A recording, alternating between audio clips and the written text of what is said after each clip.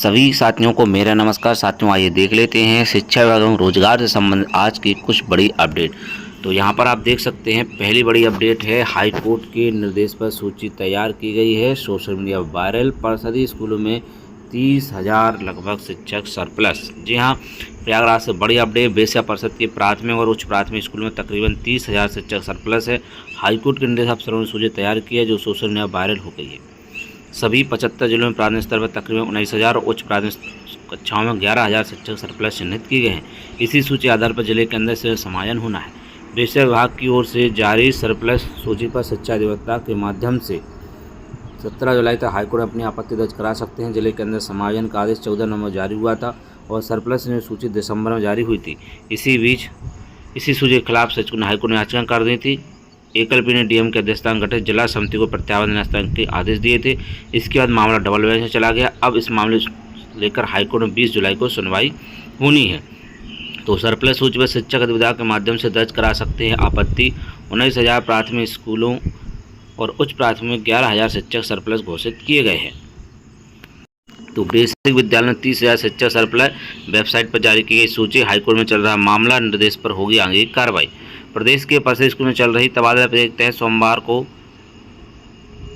Surplus ने सूची जारी कर दी। इसके तहत प्राथमिक उच्च प्राथमिक विद्यालयों में कुल 30,000 शिक्षक सरप्लस घोषित हुए हैं। वहीं 16,986 विद्यालयों से जरूरत है। विषय विभाग में सत्र में जून मध्य में तबादला प्रक्रिया शुरू की गई थी।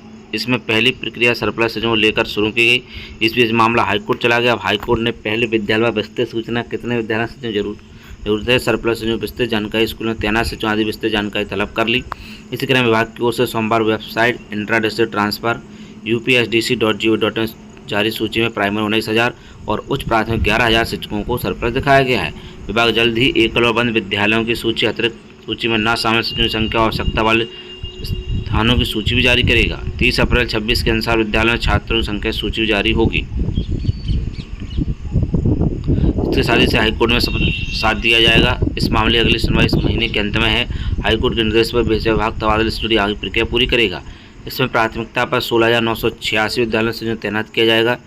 यह विद्यालय एकल या बिना शिक्षक वाले हैं। इसके बाद अन्य जरूरत वाले विद्यालयों से शिक्षकों को भेजा जाएगा। शिक्षकों का कहना है इस सूची में कहीं पर 150 बच्चों में प्रधान को सरप्लस में डाला और कहीं पर नहीं। सरप्लस सूची जारी की गई। मामले में हाईकोर्ट की खंडपीठ में 20 जुलाई को सुनवाई होगी। तो हाईकोर्ट में ये मामला चल रहा है। तो सरप्लस की सूचियाँ जारी कर दी गई हैं। आपको ये इस वेबसाइट पर मिल जाएंगी, इंट्रा डिस्ट्रिक्ट ट्रांसफर .upsdc.gov.in, या फिर आप व्हाट्सएप ग्रुप और टेलीग्राम को ज्वाइन कर लें, उस पर भी देखने को मिल जाएंगे। वहीं सहायक अध्यापक भर्ती में पीड़ितों ने मांगा न्याय। राज्य पिछड़ा वर्ग आयोग की सिफारिश लागू कर बेसिक की 68,500 सहायक अध्यापक भर्ती 18 का परिणाम संशोधन करने की मांग पीड़ित अभ्यर्थियों ने की है। इसके लिए सोमवार को हर जिले में जिला के माध्यम से मुख्यमंत्री ज्ञापन भेजा गया। मांग की है कि ओबीसी अभ्यर्थियों को 150 में से 60 अंक यानी 40 अंक आने पर उत्तीर्ण माना जाए। ज्ञापन में बताया गया कि आयोग ने विषय विभाग को निर्देश दिया है कि परीक्षा परिणाम को संशोधित कर उत्तीर्ण अभ्यर्थियों सूची आयोग को उपलब्ध कराई जाए। बीटीसी प्रशिक्षु शिक्षक संघ के अध्यक्ष अभ्यर्थी तूफान सिंह ने बताया कि राज्य पिछड़ा वर्ग आयोग ने हाल ही में इस भर्ती में फिर से ओबीसी अभ्यर्थियों को अंक में 5% छूट दिए जाने का फैसला सुना है। आयोग ने 5 जनवरी 22 को दी गई संस्तुति को पुनः प्रभावी रखने का निर्णय लिया है। वहीं आरक्षण नियमों को पालन न करने वाले अधिकारियों कर्मियों पर कार्रवाई करने के निर्देश दिए हैं। वहीं शिक्षक और अन्य भर्तियों में प्रतियोगियों ने मांगी डोमिसाइल व्यवस्था। प्रतियोगियों ने बताया कई प्रदेशों में लागू है। उत्तर प्रदेश में लागू होने से स्थानीय निवासियों को होगा लाभ। आशास की सहायता प्राप्त माध्यमिक विद्यालयों टीजीटी पीजीटी सहायता प्राप्त महाविद्यालय असिस्टेंट प्रोफेसर तथा उत्तर प्रदेश के अन्य राज्य स्तरीय भर्तियों में डोमिसाइल स्थायी निवास व्यवस्था लागू करने की मांग प्रतियोगियों ने की है। इसके लिए सोमवार को महापंचायत कर प्रतियोगियों ने बताया कई राज्यों में व्यवस्था लागू होने से वहाँ की भर्तियों में उत्तर प्रदेश का अधिक नुकसान होता है।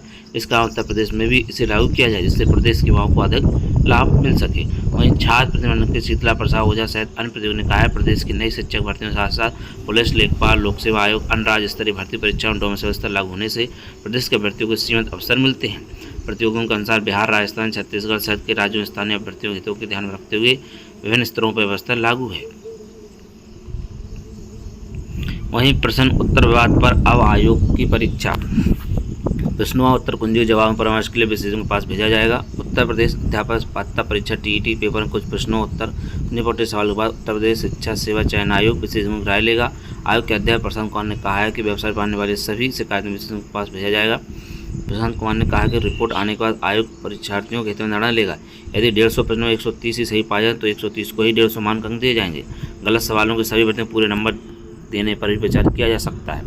17 लाख से ज़्यादा अभ्यर्थी हुए थे शामिल। टीईटी परीक्षा में कुल 17,17,714 परीक्षार्थी शामिल हुए थे। यह परीक्षा प्रदेश के 60 जिलों 955 परीक्षा केंद्र पर 2, 3 और 4 जुलाई संपन्न हुई थी। 2 जुलाई को 6,84,617 अभ्यर्थी, 3 जुलाई को 7,51,321 परीक्षार्थी और 4 जुलाई को 3,34,775 अभ्यर्थी शामिल हुए थे। OMR शीट की स्कैनिंग कार्य 20 जुलाई तक पूरी होने की उम्मीद है। अभ्यर्थियों को दावा गलत हैं 15 उत्तर। प्रतियोगी छात्र प्रतिनिधि मंडल के शीतला प्रसाद ओझा का आरोप है कि 2 जुलाई को हुई परीक्षा में बाल मनोविज्ञान 4, हिंदी में 3, संस्कृत में 2, सामाजिक में 4 सवाल विवादित हैं। उसी दिन द्वितीय पाली के 13 प्रश्न विवादित रहे हैं। उत्तर प्रदेश BTC शिक्षक संघ के प्रधान के अनुसार आयोग की ओर से जारी उत्तर कुंजी TET में संस्कृत, गणित, हिंदी और सामान्य विषय करीब 15 प्रश्नों के उत्तर गलत हैं। तो ये स्थिति है उत्तर प्रदेश से पात्रता परीक्षा यानी कि TET की। वहीं TGT भर्ती के 14,000 OMR भी निरस्त हुए हैं। तो बड़ी अपडेट है। 30 जून को चयन आयोग ने घोषित किया था परिणाम 3,539 पदों पर 1.5 गुना हुए थे पास। गोला भरने गलती से नहीं हुआ मूल्यांकन, परीक्षा देने के बावजूद बिना मूल्यांकन के बाहर। प्रदेश के सहायता प्राप्त माध्यमिक विद्यालय में प्रशिक्षित स्नातक TGT 2022 के 3,539 पदों में भर्ती के लिए 3 और 4 जून को आयोग लिखित परीक्षा में शामिल 14,000 से अधिक अभ्यर्थियों की OMR आधारित उत्तर पत्र निरस्त कर दी गई। इनमें से अधिकांश अभ्यर्थियों ने OMR पर अपना रोल नंबर, विषय या दूसरी महत्वपूर्ण सूचना संबंधित गोला सही नहीं भरा था। 30 जून को चयन आयोग ने जब लिखित परीक्षा परिणाम घोषित किया, अभ्यर्थी होश उड़ गए क्योंकि 4 साल से परीक्षा इंतजार कर रहे अभ्यर्थी बिना मूल्यांकन भर्ती रेस से बाहर हो गए। इनमें से कुछ अभ्यर्थियों ने चयन आयोग प्रत्यावर्तन देकर दोबारा मूल्यांकन कराने अनुरोध किया है, लेकिन कोई सुनवाई नहीं हुई। उसके बाद कुछ अभ्यर्थियों ने त्रुटिपूर्ण OMR मूल्यांकन के लिए हाईकोर्ट में याचिकाएं भी की। उधर चयन आयोग के PRO एवं सचिव डॉक्टर संजय सिंह का कहना है अभ्यर्थियों को निश्चित किया गया था कि OMR में भरी गई सूचनाओं को व्हाइटनर, ब्लेड या रबर आदि से मिटाना प्रतिबंधित है। यदि उत्तर प्रत्याय गोलों सही काला नहीं किया जाता है, कोई भी सूचना त्रुटिपूर्ण भरी जाती है तो उत्तर प्रत्याय मूल्यांकन नहीं किया जाएगा और इसके लिए अभ्यर्थी स्वयं उत्तरदायी होगा। अब किसी प्रकार के प्रत्याय विचार करना संभव नहीं है। गौरतलब है कि परीक्षा के लिए पंजीकृत कुल 8,68,531 अभ्यर्थियों में से 4,34,464 50% से अधिक परीक्षार्थी परीक्षा में शामिल हुए थे। इनमें से 14,000 से अधिक 3% से अधिक अभ्यर्थी बिना मूल्यांकन बाहर हो गए हैं। तो ये स्थिति है। वहीं UP TET में संशोधन के लिए लगी कतार। 2 से 4 जुलाई तक आयोजित UP TET के OMR करने वालों के अब चयन आयोग को कतार लगने लगी है। कुछ शरारती तत्वों ने सोशल मीडिया पर प्रत्यावेदन प्रोफार्मा जारी कर ऐसे अभ्यर्थियों को चयन आयोग में प्रत्यावेदन देने की सलाह दे दी जिनके उत्तर पत्र में गलती है। इसके बाद सोमवार को सैकड़ों अभ्यर्थियों ने लाइन में लगकर त्रुटिपूर्ण भरे गए OMR का मूल्यांकन अनुरोध किया। ईमेल और पंजीकृत डाक से प्रत्यावेदन भेजे गए। अब तक 5,000 से अधिक अभ्यर्थियों ने आयोग में स्वयं उपस्थित होकर ईमेल या डाक से प्रार्थना पत्र भेजे हैं। बड़ी संख्या में शिक्षकों ने कि यहाँ उत्तर पत्रक भरने में गलती कर दी है।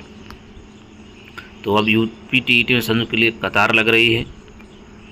तो परिषदीय विद्यालयों में 30,000 से अधिक शिक्षक सरप्लस घोषित हो गए हैं और बाकी की सूचियां भी जल्द जारी हो सकती है। एकल विद्यालय जहां पर शिक्षकों की कमी है उन विद्यालयों की सूची आज या कल में ये सूचियां जल्द से जल्द जारी हो सकती हैं। तो साथियों और भी अन्य अपडेट के लिए बने रहे हमारे YouTube चैनल शिक्षा विभाग पर। मिलते हैं अब किसी नेक्स्ट वीडियो में। जय हिंद।